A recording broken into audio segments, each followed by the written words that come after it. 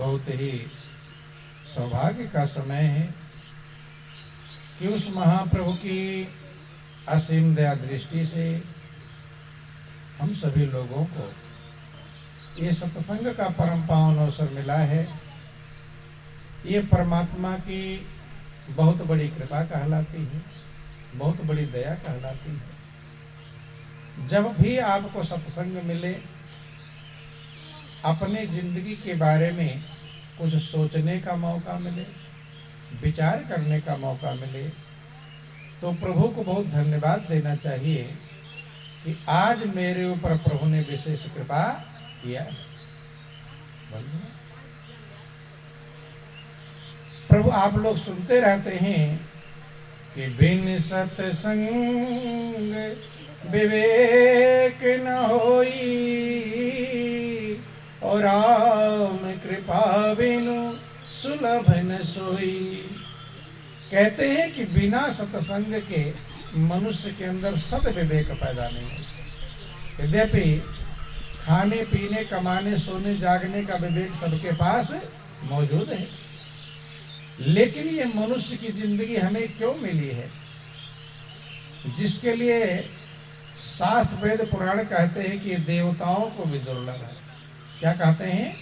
देवताओं को भी दुर्लभ। आप लोग रामायण पढ़ते होंगे, सुनते, आपके क्षेत्र में रामायण ज्यादा ही पढ़ते हैं। बोलो वृंदावन बिहारी लाल की।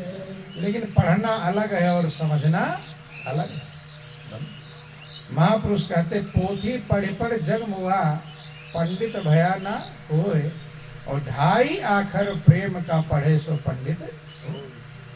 कितना भी पढ़ लिख डाले, लेकिन अगर आपके अंदर सच्चा प्रेम प्रभु के चरणों में उत्पन्न नहीं हो पाया, तो उस पढ़ने लिखने का कोई लाभ नहीं। आप लोग सुनते हैं, पढ़ते रामायण में कि बड़े भाग्य मानुष तन पावा, असुर दुर्लभ सब ग्रंथ निगावा। भगवान राम जब लंका पर विजय प्राप्त करके अयोध्या आते हैं, तो देखते हैं कि अयोध्या के लोग क्या कर रहे हैं। क्योंकि राजा का काम है प्रजा की भलाई देखना। आप लोग ये भी सुनते रहते हैं कि पहले जमाने में राजा गुप्तचर का वेश बनाकर प्रजा का ध्यान रखते थे। कौन सही में दुखी है, कौन खुश है, कैसा है, कौन सच्चा है, कौन झूठा। तो ऐसे भगवान राम जब लंका पर विजय प्राप्त करके अयोध्या पहुंचते हैं, प्रजा की भलाई का काम देखते हैं, तो गुप्तचर का वेश बना बनाकर सब जगह पता किया। जब पता किया, समझ में आया कि अयोध्या के लोग कमा रहे हैं, खा रहे हैं, पी रहे हैं, बच्चों का पालन कर रहे हैं और मर मर के जा रहे हैं। उन्होंने विचार किया, इतना काम तो पशु पक्षी कीड़े मकोड़े भेड़ बकरियां सही करते हैं। अगर मनुष्य ने ही इतना काम किया, तो मनुष्य में और पशु में कोई अंतर नहीं है। सारे अयोध्या वासियों को उन्होंने इकट्ठा किया, बुलाया, मेन चीज समझाया कि हे भाइयों, आपके बहुत बड़े भाग्य हैं जो आपको मनुष्य की जिंदगी मिली। किसकी जिंदगी? मनुष्य की। आकर 4,84,000 योनि भ्रमत यह जीव अविनाशी। 4 प्रकार के आकर हैं, जीव हैं, और 84 लाख योनियां। स्वेदज, अंडज, पिंडज और उद्भिज। स्वेदज का मतलब जो पसीने से उत्पन्न होते हैं, जू है, खटमल इत्यादि। दूसरे अंडज हैं, जो अंडे से पैदा होते हैं, जिसमें पक्षी इत्यादि आते हैं। तीसरे पिंडज, पिंड माने शरीर से पैदा होते हैं, इसमें मनुष्य और पशु। और चौथे उद्भिज हैं, जो जमीन फोड़कर उत्पन्न होते हैं, इसमें पेड़ पौधे आते हैं। तो ये 4 प्रकार के आकर हैं और 84 लाख योनियां। इसी में हमारी आपकी आत्मा चक्कर लगाती रहती। ये फिरत सदा माया कर प्रेरा ओ काल कार में स्वभाव गुण घेरा। ये जो अविनाशी है, ये जीव 84 लाख योनियों में चक्कर लगाता रहता है। क्यों चक्कर लगाता है? माया से प्रेरित होकर, माया के बहाव में। जैसे जब आंधी चलती है तो उसके साथ में घास, पत्ते, धूल, मिट्टी साथ में उड़ता रहता है, उसके प्रवाह में उड़ता रहता है। ऐसे जीव माया के प्रभाव में 84 लाख योनियों में भटकता रहता है। जैसा काल में समय रहता है, जैसा उसने कर्म किया होता है और जैसा उसका स्वभाव होता है। कभी प्रभु दया करते हैं और आपको 84 लाख योनियों में से निकाल करके मनुष्य का जीवन प्रदान करते हैं। ये विशेष कृपा प्रभु की है। कृपा तो सब पर है, लेकिन मनुष्य पर विशेष कृपा है कि कबहु के करी करुणा नर देही और देत ईस बिन हेतु स्नेही। अहेतु की कृपा करने वाले प्रभु दया करके मनुष्य का जीवन प्रदान करते हैं। तो मनुष्य का जीवन सिर्फ खाया पिया, कमाया, सोया और मर गया नहीं। इतना काम सभी करते हैं, इसमें कोई विशेषता नहीं। मनुष्य का जीवन क्यों मिला है, थोड़ा समझने का प्रयास करेंगे। बोलो वृंदावन बिहारी लाल की जय। किन्नर तन भववारिधि कहूँ बेरो और सन्मुख मरुत अनुग्रह मेरो। भगवान राम कहते हैं कि मनुष्य का जीवन भवसागर पार जाने के लिए बेड़ा है। बेड़ा माने नाव, जहाज। अगर आपको मनुष्य की जिंदगी मिल गई तो समझ लेना कि आपको भवसागर पार जाने के लिए नाव मिल गया, नैया मिल गई है। नर तन भववारिध कहूँ बेरो और सन्मुख मरुत अनुग्रह मेरो। जैसे इधर नाव को जाना है और उधर हवा भी चल जाए तो नाव को जाने में आसानी हो जाएगी। ऐसे भगवान राम कहते मनुष्य जीवन तो मिल गया, लेकिन मेरी जो सबसे बड़ी कृपा है वो है मरुत। मरुत का मतलब हवा, पवन। आपके अंदर जो प्राण वायु चल रहा है, गुरु वृंदावन बिहारी लाल की जय। जो प्राण वायु चल रहा है, ये सबसे बड़ी कृपा है। ध्यान देना, मनुष्य प्रभु की कृपा को समझ पाता नहीं, इसलिए धन्यवाद नहीं दे पाता। कितना भी भगवान आपके लिए कर देते हैं, लेकिन आपको संतोष होता है? होता है? अपने दिल से पूछो। चाहे कितना धन दे दें, कितनी बिल्डिंग बन जाए, कितनी कार कोठी मिल जाए, ऐसा इमारत के सामान मिल जाए, लेकिन मनुष्य को संतोष होता नहीं है। और अगर संतोष नहीं है तो शांति मिलने वाली नहीं। और जब संतोष नहीं है तो ये मनुष्य प्रभु को धन्यवाद दे पाता नहीं। शिकायत जरूर करते हैं कि भगवान ने मुझे ये नहीं दिया, कोई कहता भगवान ने बेटा नहीं दिया, कोई कहता बेटी नहीं दिया, कोई कहता धन नहीं दिया। शिकायत तो है, लेकिन धन्यवाद देने का नंबर आता नहीं। और यही मनुष्य के दुख का कारण है। क्या है? दुख का कारण। ठीक है, ध्यान देना। ठीक है, जो नहीं दिया है उसका शिकायत करो, कोई दिक्कत नहीं, लेकिन जो दिया उसका धन्यवाद भी तो करना चाहिए, नहीं करना चाहिए। बोलो वृंदावन बिहारी लाल की। लेकिन ज्यादा लोग शिकायत करते हैं कि धन्यवाद देते हैं। क्या करते हैं? धन्यवाद देने वाले बहुत कम लोग होंगे जो प्रभु को जाकर मंदिर में धन्यवाद देते हो कि हे प्रभु आपको बहुत बहुत धन्यवाद।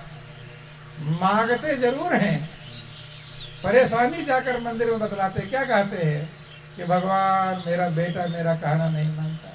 कोई कहता हे प्रभु मेरी बेटी की नौकरी लग जाए, कोई हे प्रभु मेरा भाई मुझसे लड़ता है। नहीं है, शिकायत करने जाते हैं। क्या करने जाते हैं? शिकायत। धन्यवाद करने कुछ ही जाते होंगे। और जब तक आपका हृदय धन्यवाद से नहीं भरेगा, कृतज्ञता से नहीं भरेगा, आप आनंद मग्न हो पाएंगे नहीं। कितना भी प्रभु दे देगा, लेकिन आपको चैन मिलने वाला नहीं। क्योंकि ध्यान देना, थोड़ा समझने का प्रयास करेंगे। आपका ध्यान कहाँ पर है? जो भगवान ने दिया वहां पर है, या जो नहीं दिया है वहां पर है? कहाँ पर ध्यान रहता है? जो जो आपको नहीं दिया है, बस वही ध्यान रहता है कि मेरे पास ये नहीं है, तो ये नहीं हुआ, तो ये नहीं। निगेटिव नहीं का मतलब निगेटिव में हमारा मन लगा है।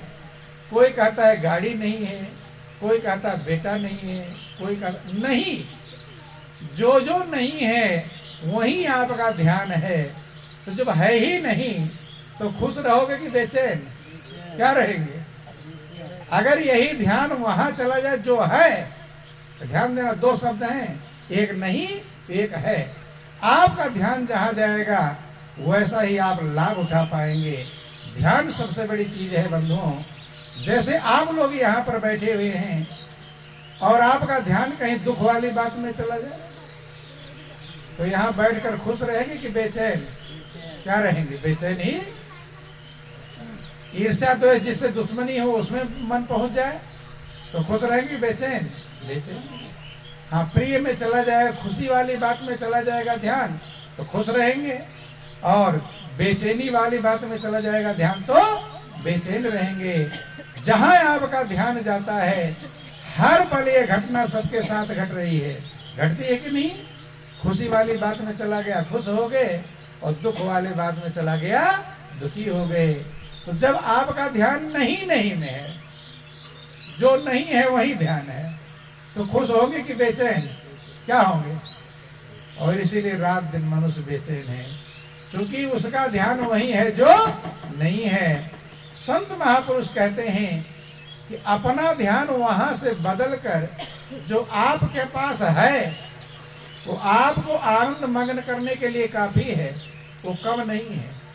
जितना प्रभु ने दिया है उसका धन्यवाद देने लायक भी आप नहीं है। धन्यवाद देने लायक जो जो प्रभु ने दिया, महापुरुष कहते हैं, छोटा भजन सभी लोग दोहराएंगे कि तेरी मेहरबानी का है बोझ इतना, तेरी मेहरबानी का है बोझ इतना, तेरी मेहरबानी का है बोझ इतना, तेरी मेहरबानी का है बोझ इतना, कि मैं तो उठाने के काबिल नहीं हूँ, कि मैं तो उठाने के काबिल नहीं हूँ। हाँ, मैं या तो गया हूँ मगर जानता हूँ, मैं या तो गया हूँ मगर जानता हूँ, तेरे दर पे आने के काबिल नहीं हूँ, तेरे दर पे आने के काबिल नहीं हूँ। हाँ, तेरी मेहरबानी का है बोझ इतना, तेरी मेहरबानी का है बोझ इतना, कि मैं तो उठाने के काबिल नहीं हूँ, कि मैं तो उठाने के काबिल नहीं हूँ। विषयों विकारों में खुद को मिटाया, विषयों विकारों में खुद को मिटाया, तेरा नाम हरगिज़ जुबां पे न आया, तेरा नाम हरगिज़ जुबां पे न आया। गुनाहगार हूँ मैं, खतागार हूँ मैं, गुनाहगार हूँ मैं, खतावार हूँ मैं, कि कुछ भी बताने के काबिल नहीं हो, कि कुछ भी बताने के काबिल नहीं। बंधुओं, जो प्रभु ने दिया है ऐसे समझ लेना, जैसे आपको संकट में कोई 2-4 लाख रुपया उधार दे दे, परेशानी में है, कोई बीमार पड़ जाए, अब आपके पास व्यवस्था नहीं है, गंभीर बीमारी है, किसी व्यक्ति ने आपको इलाज के लिए 4 लाख रुपया दे दिया कि ठीक है अपना काम देख लो, परेशानी है, दिक्कत है, तो नियम क्या कहता है कि ब्याज सहित उसका वापस करना चाहिए, नहीं करना चाहिए, क्योंकि अगर बैंक में जमा करता ब्याज भी मिलता उसे। चलो ऐसी मजबूरी आपकी है, ब्याज नहीं चुका सकते, तो मूलधन जो 4 लाख दिया उसे तो लौटा ही देना चाहिए, नहीं लौटाना चाहिए है?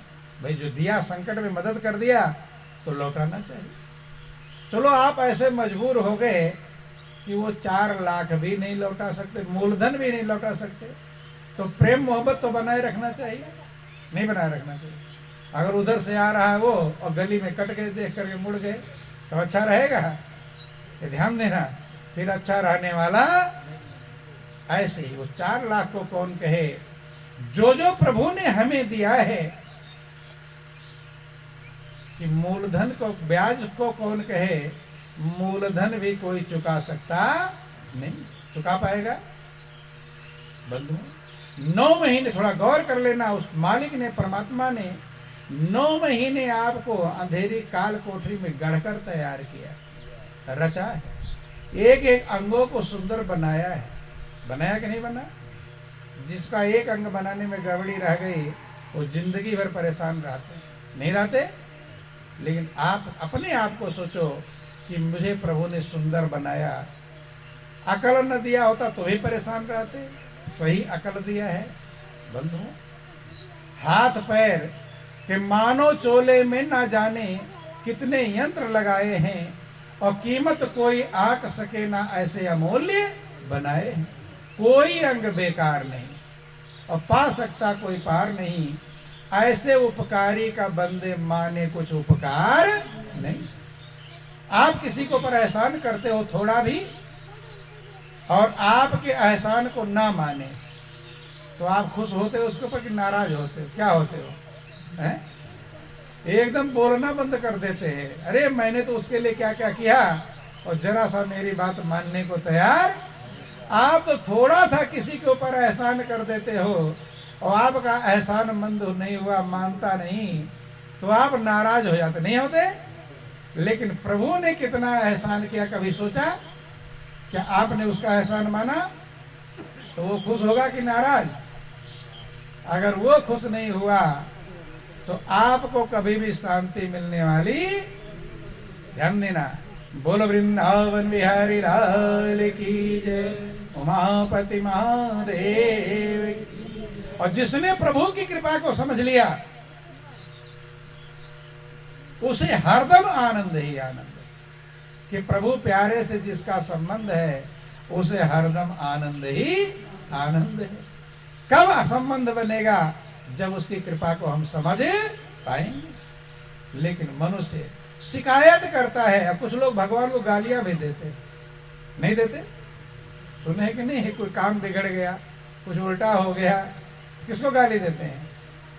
भगवान को भी गाली रखना शुरू कर देते हैं। बंधु, छोटा सा प्रसंग आपको समझाते हैं कि किस लिए हमें प्रभु ने जो दिया है हम उसकी कीमत समझ पाते नहीं। जिसने समझ लिया वो मगन हो गया, और जो नहीं समझ पाया वो रात दिन टेंशन में जी रहा है। बंधु,